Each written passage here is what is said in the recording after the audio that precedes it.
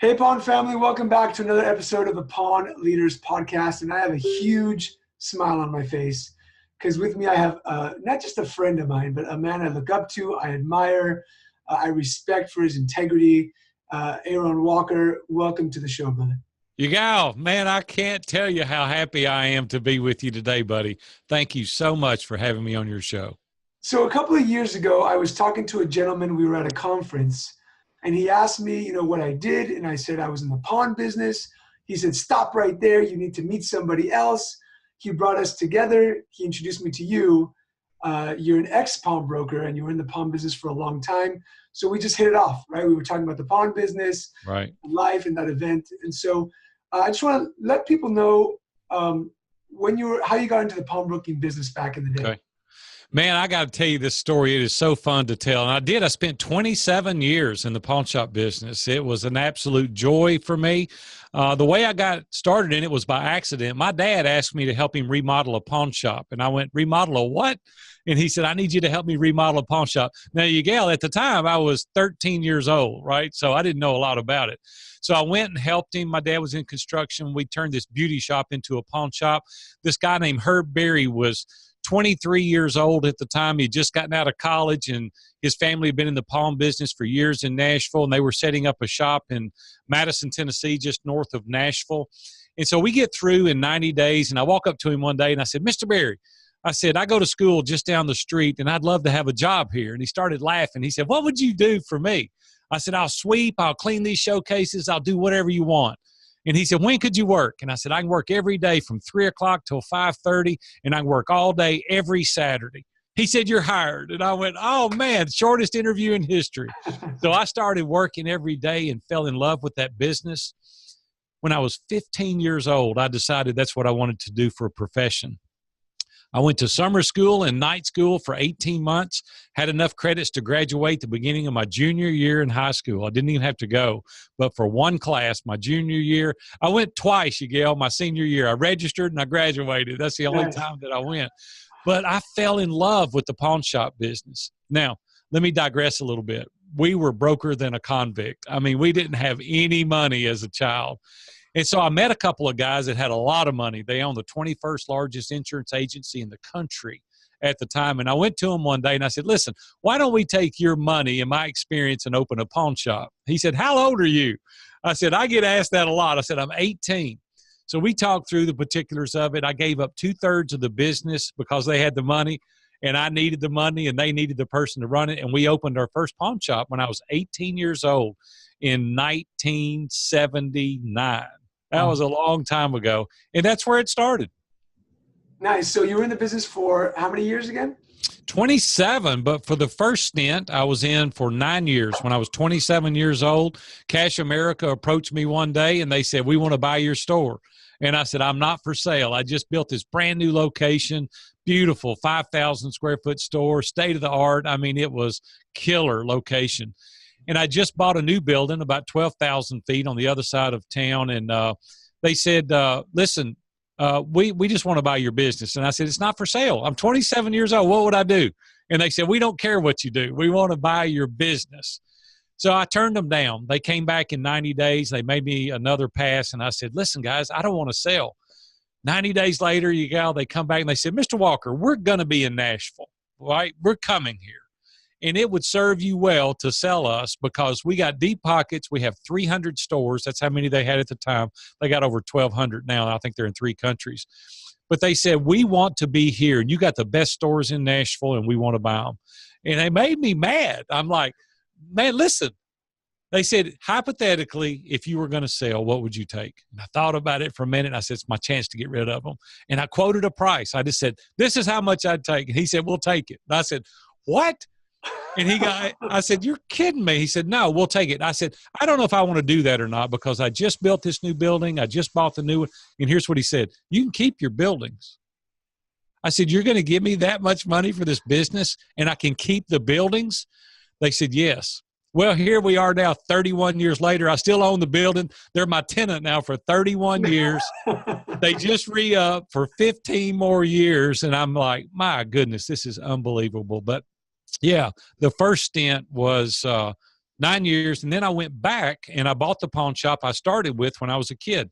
And then we built it 4 times the size it was over the next 10 years. Nice. That sounds like a dream come true, right? 27-year-old, Cash America comes in, buys them out.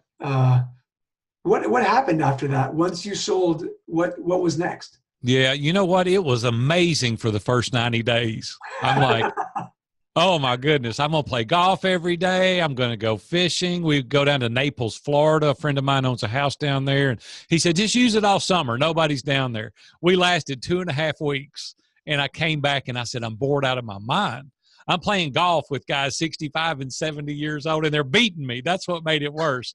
But I'm playing golf every day with these guys. And I'm like, Robin, there's got to be more to life than just this. I mean, like, yeah, we got a little bit of money and I'm able to go fishing and hunting and playing golf, but I'm bored out of my mind. Well, fast forward 18 months later, I'd gained 50 pounds, literally. I was getting in the bed in the middle of the day. Robin woke me up one day from a nap and she goes, this is not what I signed up for. And I'm like, I don't have any reason to get up. I mean, what am I going to do? I'm tired of fishing. I'm tired of hunting. I'm tired of playing golf. What am I going to do? She said, go get a job. I don't care what you do. Just get out of my hair. And so I go back and I buy 50% of the pawn shop that the guy, remember I told you when he was 23 and I was 13, I bought half that store. And we spent the next decade, I worked 3 days a week. He worked 3 days a week. We went across the street from the location we were at and we bought a building, tore it down, built a 10,000 square foot pawn shop. Wow. And we rocked it. I mean, it was amazing. That's when I first met Dave Ramsey. Dave Ramsey was just starting in the early 90s. Dave and I became very good friends after that. I spent 21 years sponsoring his show. His business just lit up our pawn shop. I mean, it was crazy, what it did.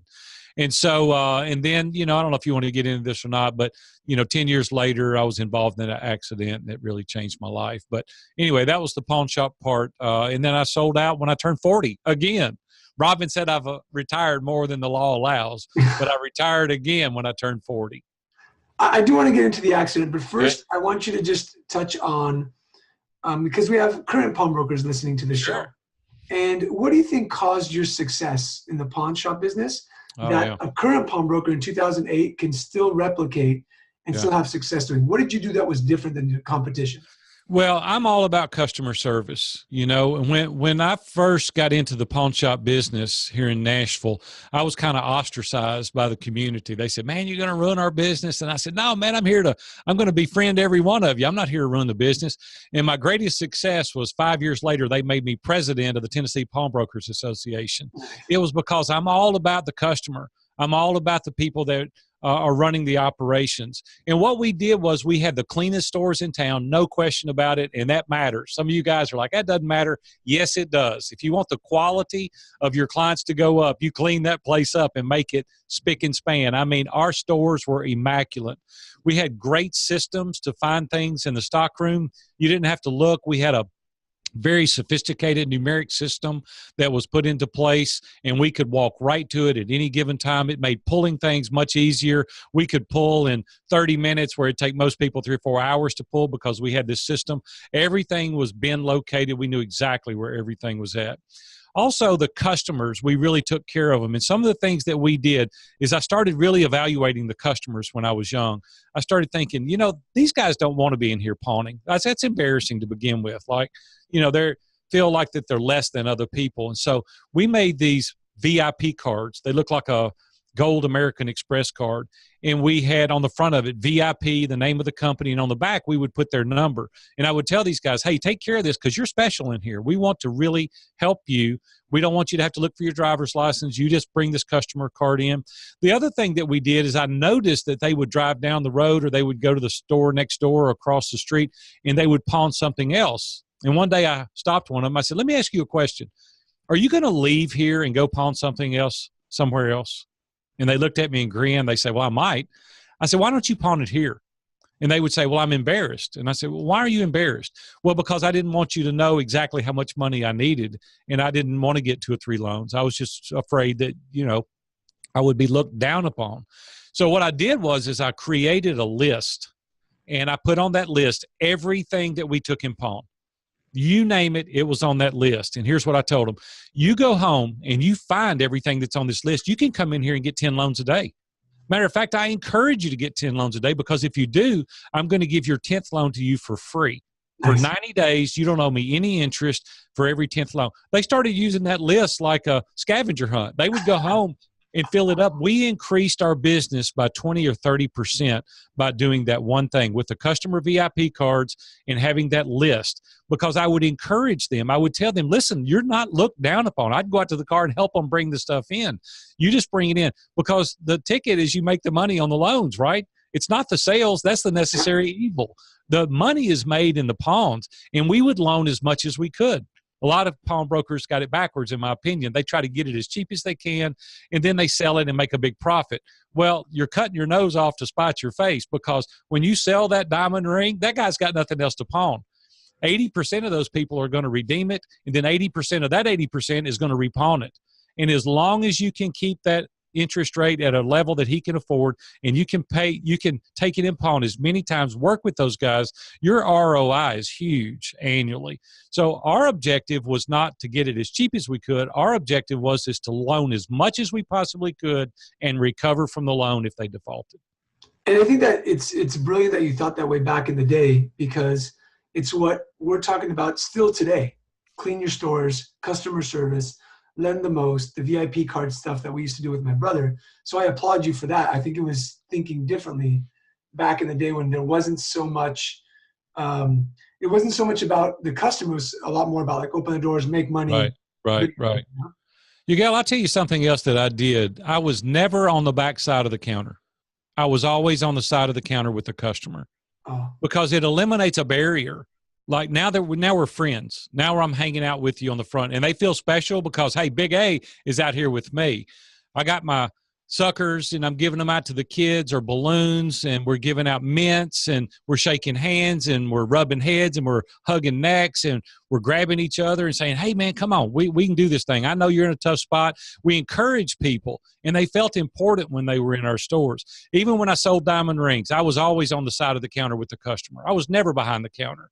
Right? We need to eliminate barriers and obstacles. And when you can get on the other side with the counter, you're like part of them. You're their buddy. They're special because you're out there hanging out with them. I love that. The fact that you just said, don't stand behind the counter. You reminded me of my father, who always believed in shaking the customer's hand, giving them a hug. I remember people who would walk into the store who were like customers who would pawn 30 items a month, just like big customers. He'd walk outside, he'd give them a hug. How are you? Here's a soda. And I would ask, why? He goes, they're paying for our cars. Yep. Like, these are my friends. They're not just my customers. Yep. I care about them. I give them a service, but I want to make sure they're doing okay. And they know that I'm here for them. So I love that. That's awesome. The other side that we miss oftentimes, and I caught this very early on when I first went into business, if you can pay special attention to their children, it's the McDonald's theory. When you get the kid, you got the parent. And so we would do all kind of little fun things, give coloring books out. We would give balloons. We would give suckers. And when they were at home, the kids, and they heard, hey, we got to go to the pawn shop. Let's go see Mr. Aaron. Let's go down there. And because where do you think they're going to go? Right? Their kids are championing us on, right? Yeah. And so, man, love on those kids. And we would do things that would really bring attention to those kids and love on those kids. And so, listen, you know what, Yigal? This is not rocket science, right? This is applicable in any business. It's not just the pawn business. This is in every business. And if you're not in the pawn business, the things that I'm talking about are applicable to every industry. It's just showing people that you respect them, you care for them, you want best for them, you're looking out for them. People only care how you make them feel. That's the only thing they remember. And when you make them feel important and special, I promise you, you've got a customer for life. I have a vision in my head of a kid walking with a mom into a pawn shop that's not yours, and them kind of like tugging, no, this isn't where Big A is, you know, like this isn't the pawn shop I want to go to. Let's go to the other one. Well, it happens. I'm just telling you, man. But you do the same thing for the people. Just let them know you respect them. Let them know that they're important. Don't make them feel less than, but make them feel equal to or more. And if you'll do that, man, you watch your business take off. That's incredible. Now I want to touch up on the accident, because I know it was a big part of who you are today, or what you went through, and you share it often. So fast forward 10 years, what happened and how did you get over that? And I think this episode is really about not just the pawn industry and Yeah. how to grow your business, but how to get through adversity like you did. So Yeah. please. So in 2001, it was August 1st, 2001. I was headed to the office. It was about 7:30 in the morning. Things were good, quite honestly. I had two beautiful kids. We've got a beautiful home. I'm working 3 days a week. I mean, things couldn't have been better. Like I was living the dream. And there was this guy crossing the street to catch a local bus, and he hesitated in the median. He looked at me. I hesitated. I slowed down. I was driving a 2001 Lincoln Navigator, big red Lincoln Navigator, just bought it. And he hesitated in the median. And so I sped back up. All this happened in about 3 seconds. And when I got to him, I guess he was afraid the bus was going to leave, and he took off running. And I ran over and killed a pedestrian. And you got my life literally come to a screeching halt at that moment. I was like, I pulled over real quick and I thought, man, that really just didn't happen to me. I mean, literally, it was like watching a movie in slow motion. I didn't want to turn around and look. I was scared. I grabbed my cell phone and I knew I needed to call 911. And I finally got my composure. I got my hand to quit shaking by holding my other palm against it. I dialed 911. Finally, I got the courage up. I turned around and looked. There was a 4-lane highway with a median, and there were cars stopping everywhere. Brakes were slamming on, people jumping out. And I looked, and there was this guy face down in the street. And so I said, God, please don't let this guy be dead. And so I got out, and I went over, and the ambulance came within a couple of minutes. Fire trucks started coming. Police cars started coming. Everybody's out in the street. And they said he's got severe head trauma. And so they put him in the ambulance and they carried him to Vanderbilt Trauma Unit here in Nashville. And that was on a Wednesday morning. And they called me on a Saturday morning about 9:30 and they said, Mr. Walker, he didn't make it. Well, man, you could have just drove a stake through my heart. I mean, I didn't even know how to deal with that. I'd never been involved in anything like this ever in my life, ever. Minor fender benders is all I've ever been involved in. And I just didn't know how to handle that. It was very stressful. I had a lot of friends around me at the time. I'm at my church, and there's people there helping me. There's people coming to my house. People started coming to my business, to try to walk me through that. I hired a guy to help me professionally to kind of walk through that. And about a month later, I was at the office one day, and a customer came up and made me an offer on something, and it made me mad. And it's not my temperament. I'm a very jovial, easygoing guy. And I told him what I would take for it. He counter-offered about a third of what I told him, and it made me mad. And I just picked up, it was a handful of tools. And I just picked them up, and I turned around, and I threw them, like back in the stock room. And the whole store, we had a big store. This is a 10,000 square foot store. There's people everywhere. And my partner walked by me and he said, Big A, he said, are you okay? And I said, no, I'm not okay. So we go back in his office and he said, what's up? And I said, I can't handle the pressure. I just can't handle this. I've been making money since I was 13 years old. Here I am 41 years old at this time. And I said, I want out. I want to sell the business. So the next night we go to dinner, and he and I have been friends for 40 years, and at that time we'd been friends since I was 13. I was 41. And he said, what do you want to do? And I said, I'll sell you the business. This is what I'll take for it. I'll finance it over a 10-year period. We shook hands. We had a deal, and it was over. So 30 days later, I was out. And then I took a 5-year break. I didn't work for 5 years. I traveled all over the world. I had people that helped me understand what had happened. And here's the thing, and I know you didn't mean the terminology you used. You don't ever get over that. God gives you the grace to learn how to deal with it, because we have to determine we're going to pick ourselves up and move on. And I consciously made a decision one day. A friend of mine named James Ryle called me, and he said, man, you got to pick yourself up and move on. And he kind of shoved me off the cliff because I was in this anguish because I was alone. I was in isolation, and isolation is the enemy to excellence. And if you want your life to be better, you've got to surround yourself in masterminds.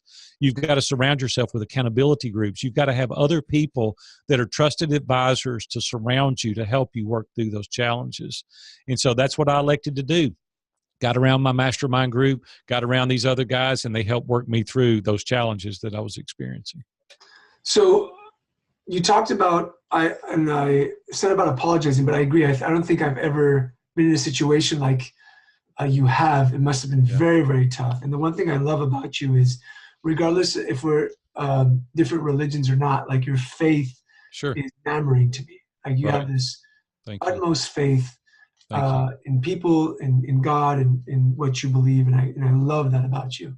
Thank you. And I also believe that it's allowed for you to be able to move on to do what you do today, Right. right? Which Right. is you are an incredible life and business coach. You now, after being in masterminds for so long with Dave Ramsey and others, you created your own Right. Iron Sharpens Iron group, and now have 13 groups like we spoke about on the pre-call.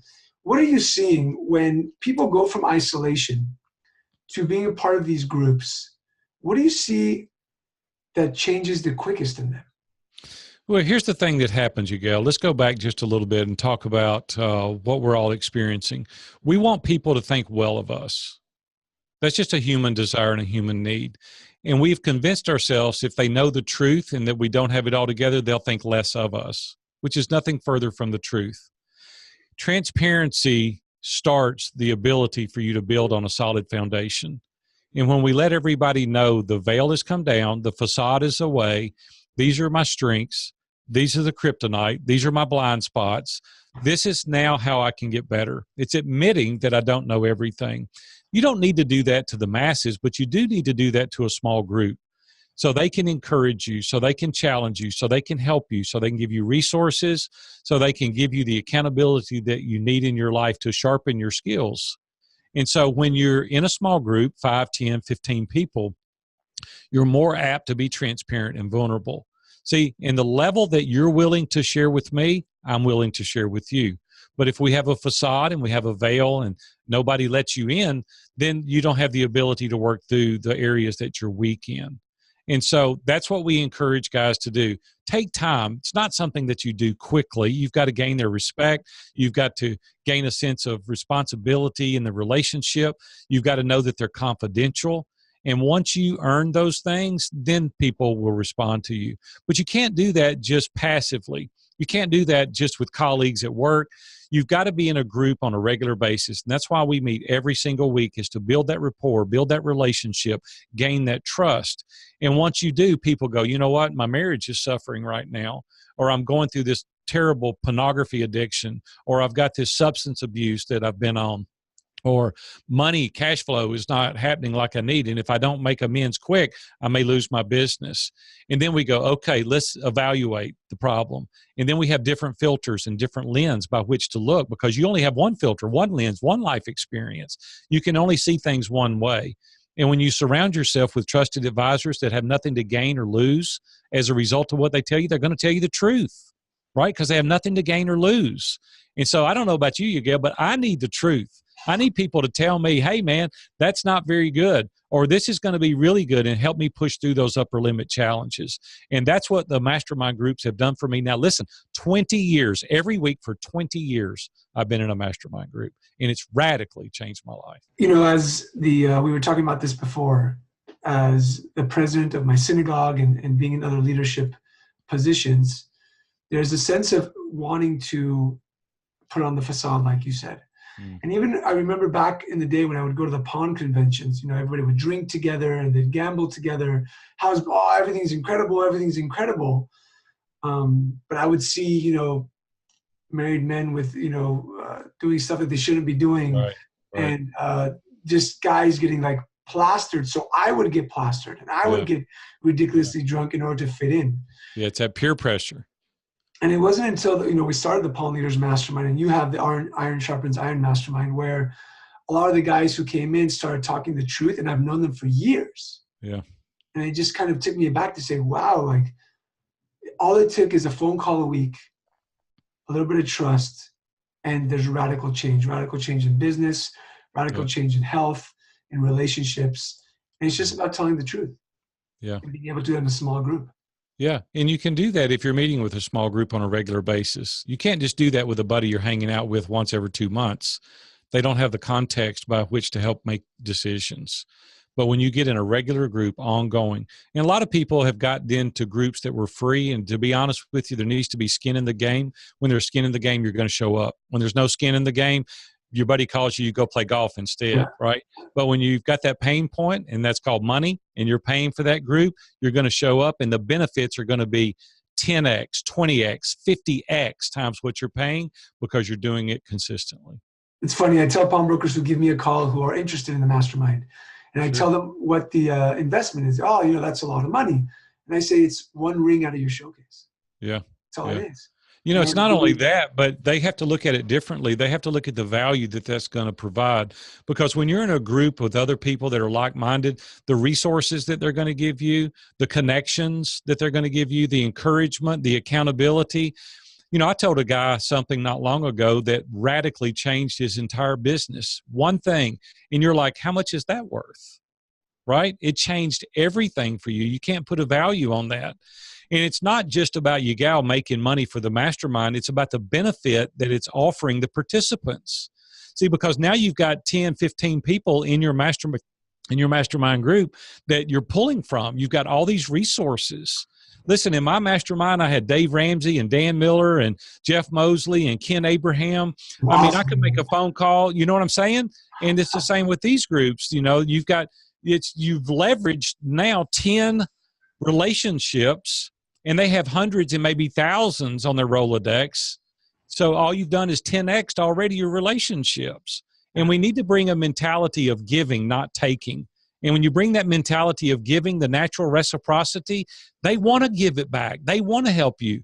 We started a Master Custom Builder Council, and it's where that we were meeting with our competition, 10 of us, and we formed kind of a mastermind group, and we started sharing best practices in this mastermind group. We started sharing subcontractors. We started sharing vendors. We started buying in bulk. All of our businesses went up 10 or 15%. And those 10 builders, the last year I was in construction, did $115 million. The last year we were in business, because we shared, rather than holding our cards to our vest, we shared best practices. Listen, you got to have an abundance mindset. If you've got a scarcity mindset, you're in trouble to begin with. You need to read Carol Dweck's book, Mindset. It talks about a growth mindset. And what is it called? Mindset. Carol Dweck. And it is an amazing book. There's two mindsets. One is a fixed, one's a growth. And the growth mindset says, I can figure this out. The fixed mindset says, it's the way it is. It's the hand I was dealt. That is just not true. I'm just telling you, man, it's an attitude adjustment that we have to have in order to be successful. And you're running your businesses, you sold business, you're consulting people, and you're coaching people. What keeps you at peace? Yeah, well, I'm at peace because my identity is not tied up into possessions or material self-net worth. Love it. Right? And when you're not tied up in that, it's easy to have your identity in something that's everlasting. And so for me, as you've already pointed out, I'm a Christian by faith. And so for me, that's where my identity is tied up. There's always somebody got a bigger house. There's always somebody's got more money. There's always somebody, you fill in the blank, right? Always. I don't care who you are, how much you've got. And I want to tell you something. It only scratches the itch for a few minutes. If you don't have purpose in your life, if you don't have a reason to get up every single day, if it's just about money, listen, here's what's going to happen. You're going to come home with a pocket full of money to a house full of strangers one day. You're going to spare your family at the growth of your business. And I want to tell you something. Your family's got a memory, but your business doesn't. I can make more money, right? I can start more companies. We've owned 14 companies. I only got one go through with my wife. Robin and I have been married 38 years now. I have 2 daughters, 31 and 35, and 5 grandchildren. All the businesses collectively, I would not trade for my family. And guys, listen, you only get one go through. You don't get a do-over with those kids. And you better make the time at home, because you spell love, T-I-M-E. And if you're not giving those kids time, I'm telling you, they're going to find it somewhere else, and you're going to regret it later. It's one of the reasons why when we had our first daughter, I had to change things. And my wife said, I didn't get married to be alone. You got to figure this thing out. And I had to figure it out. I had to figure out how to have more time with the family, still making money, and become resourceful. So, well, you can do it. Rory Vaden wrote a great book called Procrastinate on Purpose. And in that book, he talks about we only have so much bandwidth. See, it's a myth to say that you need to balance work and life. You can't do that, because balance means equal, and it doesn't need to be equal. You need to prioritize your priorities. You need to say, these are the things in my life that are important, and you need to build your schedule around those things. Yeah. And this has been an incredible conversation. I know that you and I can keep going.